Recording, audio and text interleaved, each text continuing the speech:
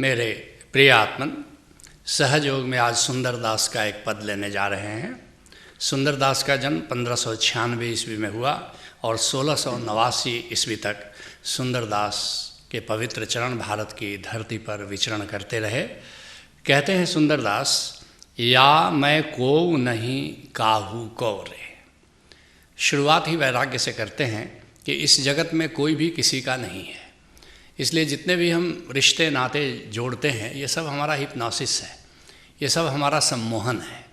जो वास्तविकता को जिस दिन जानोगे कि असली घर हमारा यहाँ नहीं है और हम यहाँ एक विद्यालय में आए हैं, एक विजिटर की तरह आए हैं, उस दिन ये जो मान्यता है हमारी कि ये पुत्र मेरा है, ये पति मेरा है, ये रिश्ते नाते मेरे हैं, ये धन मेरा है, ये मकान मेरा है, ये सारे सम्मोहन एक दिन विदा हो जाते हैं। जिसके लिए गुरु अर्जुन देव जी कहते हैं, तेरे काज न गृहराज माल। एक दिन तुम्हारी मृत्यु आ जाती है और ये तुम्हारा घर, ये तुम्हारा राज, ये तुम्हारा माल, जो भी तुम्हारे पास या तुमने जमा कर रखा है, ये कोई भी मृत्यु की बेला में या मृत्यु के बाद तुम्हारे काम में आता नहीं। तेरे काज न बिखै जंजाल। और जितने भी भोग तुमने किए, अभी भी तुम जरा देखो पीछे मुड़कर, जितने भी भोग तुमने किए, जितने भी विषयों से अपना नाता जोड़ा, आज उसका क्या प्रभाव है। जो भी मौज मस्ती तुमने की, आज अगर देखोगे तो उसका कोई अवशेष भी बचा नहीं है। तेरे काज न बिखै जंजाल, ईसट मीत जान सब छले। और जिसको तुम इष्ट मानते हो, मित्र मानते हो, संबंधी मानते हो, ये सब छलावा है। सब अच्छे दिनों के सब साथी हैं। जब कभी बुरे दिन तुम्हारे ऊपर आते हैं, तुम देखते हो कि कैसे वे विदा हो जाते हैं, तुमसे मुख मोड़ लेते हैं। और हरि हरि नाम संग तेरे चले। बस एक ही पूंजी है, एक ही साथी है, एक ही रहबर है, एक ही रहनुमा है, वह राम है, वह ओंकार है। वही मृत्यु के बाद और वही जीवन में भी तुम्हारा संग साथ देता है। कहते हैं सुंदरदास, राम भजन कर लेहु बावरे, अवसर काहे चूको रे। और उम्र बीती चली जा रही है, जीवन का सूरज ढलता चला जा रहा है और एक एक सांस बड़ी कीमती है।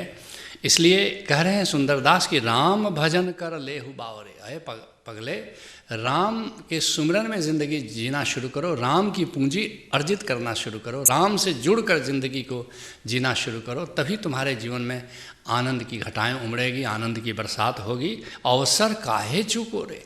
और ये जो अवसर मनुष्य जन्म का मिला है, और ये समझ अगर पैदा हो जाए कि तुम एक एक पल राम के सुमिरन में, राम के भजन में बिताना चाहोगे, जीना चाहोगे, जिसके लिए दुल्हन दास कहते हैं, आज भलो भजने को अवसर और काल की काहू न जानी।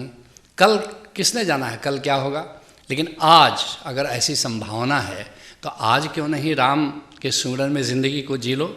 और दुल्हन दास विश्वास भजन करूँ, यह है नाम निशानी।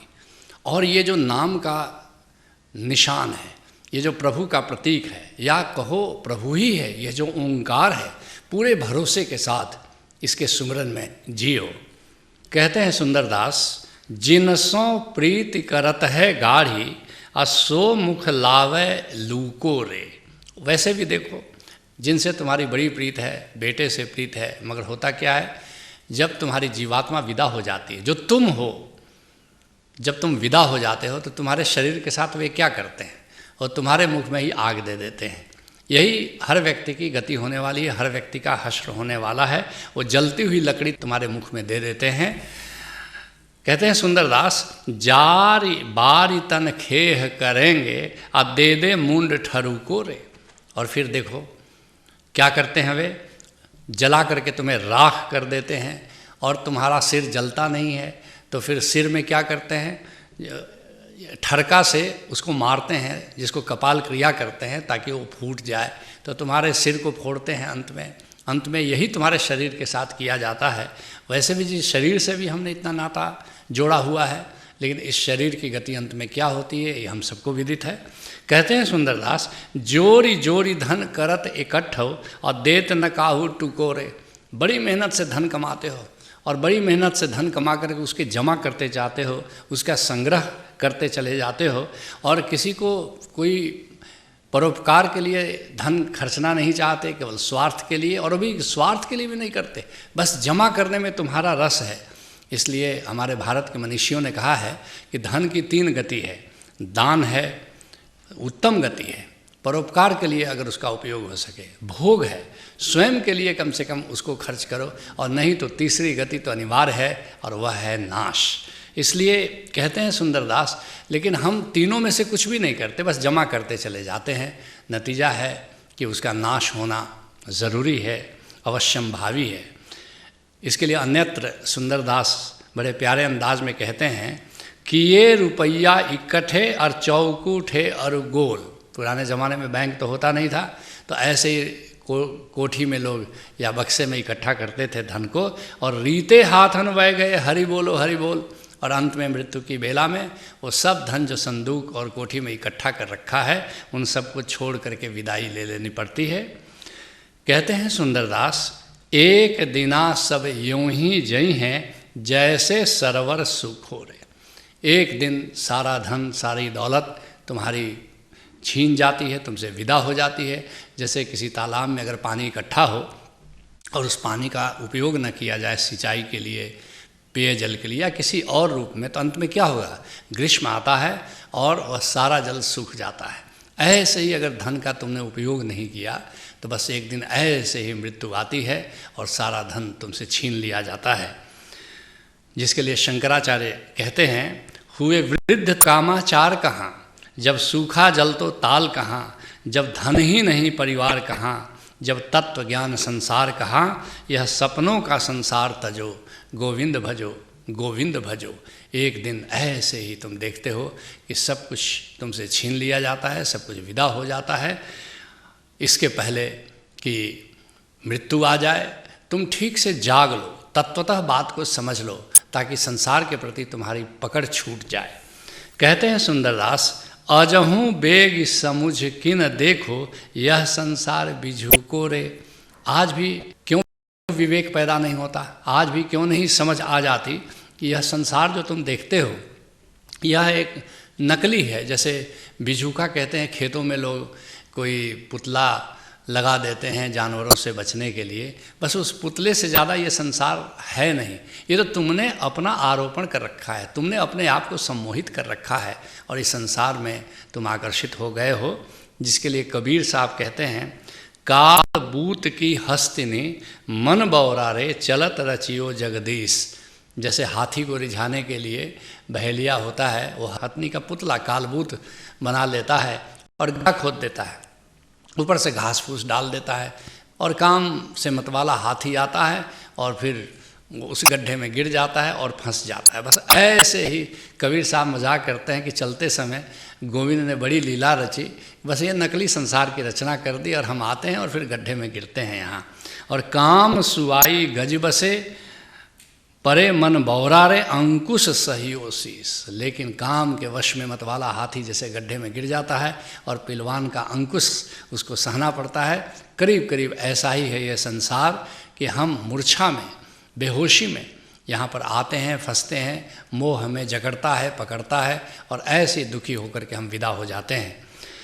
कहते हैं सुंदरदास, माया मोह छोड़ कर बौरे, शरण गहो हरिजू को रे।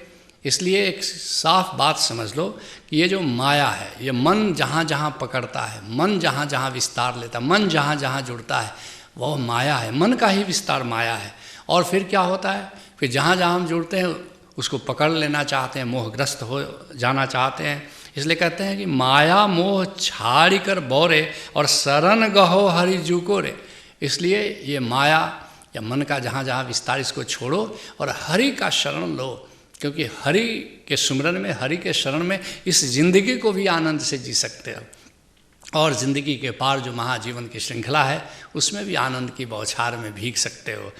जिसके लिए गुरु अर्जुन देव जी कहते हैं, सिमर सिमर सिमर सुख पाइया, आ चरण कमल रख मन माही। गोविंद के चरण कमलों को अपने निराकार में धारण कर बस उसका सुमिरन करते रहो, ताकि शरण परियो नानक दास, जाते ऊपर को नाही। बस उसकी शरण पड़ जाओ जिसके ऊपर कोई भी नहीं है। इशारा गोविंद की तरफ है। कहते हैं सुंदरदास, प्राण पिंड सिरजे जिन साहब ताको काहे न कुकोरे। अरे जिसने इस शरीर की रचना की, जिसने इस प्राण की रचना की, जिसने सांसें दी, जो दिल में धड़कन पैदा करता है, क्यों नहीं हम उसको पुकारें, क्यों नहीं हम अपने उद्गम को याद रखें, क्यों नहीं हम अपने उद्गम से जुड़ें। जिसके लिए बिहार के दरिया साहब कहते हैं, सुमिरहु काहे न नाम के सुख परम निधानी। जो आनंद कंद गोविंद है, उसकी याद में हम क्यों नहीं जीते हैं। कहें दरिया सोई बाँची है, सत्य शब्द जो मानी। दरिया साहब कहते हैं कि वही अमर होएगा, वही बचेगा जो सत्य नाम को जानेगा और सत्य नाम को याद करेगा। कहते हैं सुंदरदास, सुंदर दास कहे समझावे, चेला है दादू को रे। अपने गुरु को बड़ी महिमा देते हैं। कहते हैं सुंदरदास, ये तो मुझे भी पता नहीं था, ये तो मेरे गुरु संत दादू ने बताया और वही बात मैं तुम सबको समझा रहा हूँ। इसके लिए भीखा साहब बड़े प्यारे अंदाज में कहते हैं, वेद पुराण पढ़े कहाँ जो अक्षर समझा नहीं। अगर ओंकार को नहीं जाना तो वेद पुराण पढ़ने का भला क्या अर्थ, क्या लाभ। अक्षर समझा ना ही रहा जैसे को तैसा, और परमारथ सो पीठ स्वार्थ सन्मुख हुई वैसा। परमारथ को छोड़ दिया, करुणा छोड़ दिया, प्रेम छोड़ दिया, केवल स्वार्थ की ज़िंदगी जी रहे हो। भीखा देखे आपको ब्रह्म रूप ही माही। इसलिए भीखा साहब कहते हैं कि अपने भीतर, अपने निराकार में ही उस ब्रह्म को देखो, और वेद पुराण पढ़े कहाँ जो अक्षर समझा नहीं। इसलिए ओंकार को जब तक नहीं जाना तब तक वेद पुराण पढ़ने का कोई अर्थ नहीं, कोई लाभ नहीं। इसलिए तुम भी किसी कामिल मुर्शिद से जुड़ो, अक्षर के रहस्य को जानो, नाम के रहस्य को जानो, नाम के सुमिरन में जियो, यही सहज योग है। हरि ओम तत्सत।